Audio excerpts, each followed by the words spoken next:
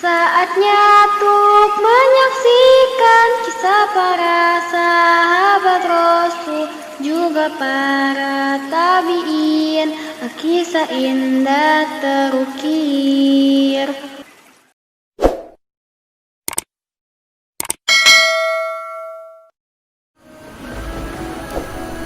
Di gemuruh geliatnya teknologi komunikasi yang tak terasa justru mengurung manusia dalam kepenatan sosial. Waktu yang melindas cepat seringkali tak selaras kesiapan mental bahkan moral kita untuk menghadapinya. Ada dimensi keresahan baru yang dihadapi seorang kakek Rahmat ketika ditinggalkan para cucu-cucunya karena tak mau lagi mendengarkan kisahnya, karena sudah tergantikan oleh benda ajaib yang begitu memabukkan.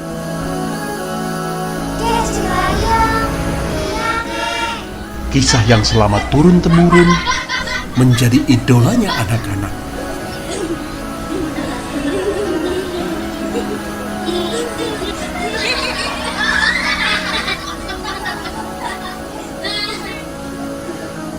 Perlahan tapi pasti digantikan gadget, benda ajaib yang mampu memanjakan bahkan memabukkan para penggunanya memasuki dunia sihir baru, dunia digital.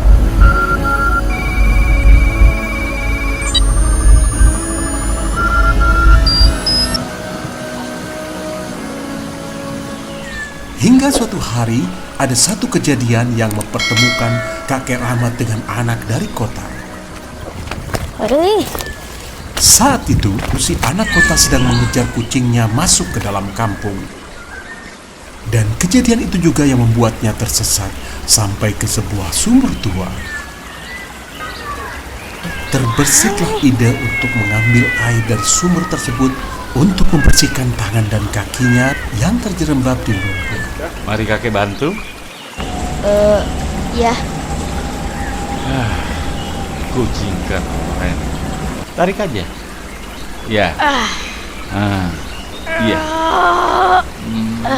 Qadarullah, kejadian itu menjadi momentum persahabatan bagi mereka berdua. Iya. Iya.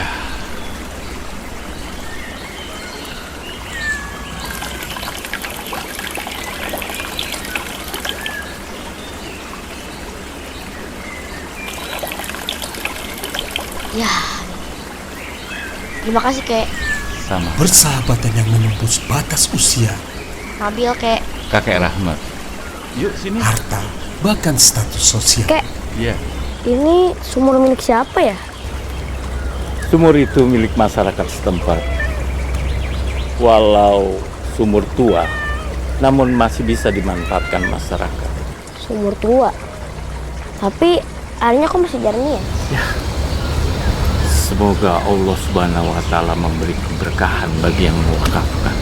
Amin. Bicara sumur, kakek jadi teringat kisah Rasulullah Sallallahu Alaihi Wasallam. Ketika musim kering, krisis air melanda masyarakat Madinah. Tak banyak sumur yang masih berfungsi baik saat itu.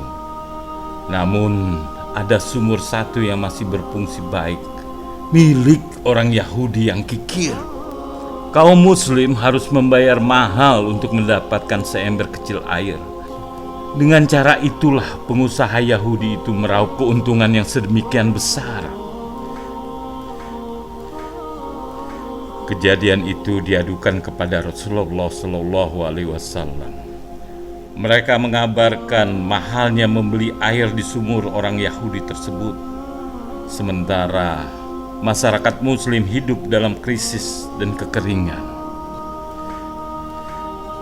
Rasulullah Shallallahu Alaihi Wasallam memaklumkan harapan mereka dan menawarkan kepada para sahabatnya untuk bisa membantu meringankan beban kaum muslim, terutama dari kalangan muhajirin yang hampir tak memiliki apa-apa di Madinah. Siapakah di antara para sahabat-sahabatnya yang sanggup membeli sumur tersebut? Maka surgalah ganjarannya.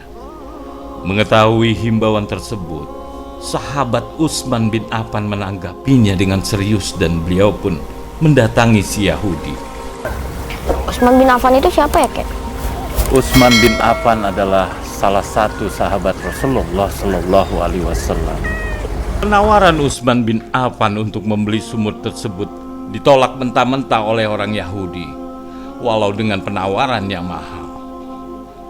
Sampai akhirnya si Yahudi bersedia menjual sumur tersebut dengan harga yang tak masuk akal, yaitu harga 12.000 dirham. Itu pun dengan perjanjian hanya separuh dari nilai sumur tersebut, yakni 1 hari sumur digunakan haknya oleh si Yahudi, dan hari berikutnya sumur yang sama digunakan haknya oleh Utsman bin Affan. Usai transaksi, Utsman mengabarkan hal tersebut kepada Rasulullah Shallallahu Alaihi Wasallam dan kaum muslimin. Betapa gembira mereka sebab Utsman memberikan haknya atas sumur itu kepada segenap masyarakat muslim.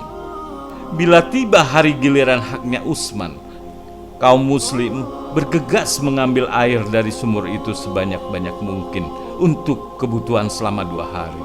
Dengan begitu, pada hari berikutnya mereka tak perlu lagi membeli air dari si Yahudi pemilik sumur. Kejadian ini berulang kali sehingga membuat Yahudi tersebut mengeluh. Kaum muslim tak ada lagi yang mau membelinya, walau harganya sudah diturunkan murah sekali.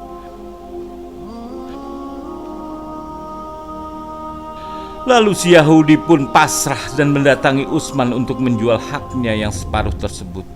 Maka dibelilah sisa sumur itu seharga 8.000 dirham. Sumur yang awalnya bernama Raumah itu akhirnya menjadi hak utuh Utsman bin Affan. Seluruhnya beliau wakafkan demi maslahat umat Islam, sehingga kaum muslim dapat menikmati air secara gratis, karena Utsman bin Affan hanya mengharapkan ridho dan pahala dari Allah Subhanahu wa Ta'ala. Sahabat Utsman bin Affan itu memang cerdas ya, Kek? Benar. Kakek lanjutkan ya. Oke. Amalan Utsman bin Affan adalah amalan yang tak putus-putus mengalirkan kebaikan demi kemaslahatan kaum muslim. Semoga tauladan Utsman bin Affan mampu mengetuk dan menggugah hati kita untuk senantiasa menjadi manusia yang terbaik, yaitu manusia yang bermanfaat bagi sesama. Sampai sekarang sumur itu masih ada ya, Kek? Usia sumur itu kurang lebih 1441 tahun. Tapi walaupun sumur itu sudah tua, sumur itu masih digunakan masyarakat untuk kemaslahatan.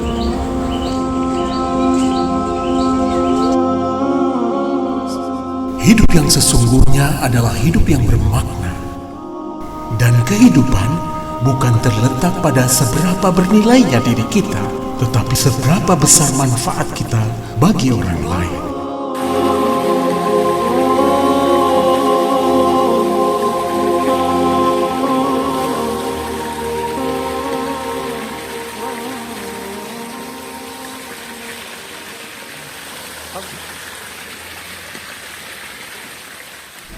Di beningnya mata air, hidup kan terus mengalir, membanjiri pola pikir, alkisah indah terukir. Banyak kisah yang bermakna di pesada dunia fana. Saatnya memetik hikmah, pasang mata dan telinga.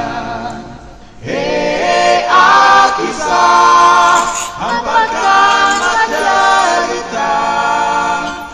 Hei Alkisah, ungkapkan lautan makna.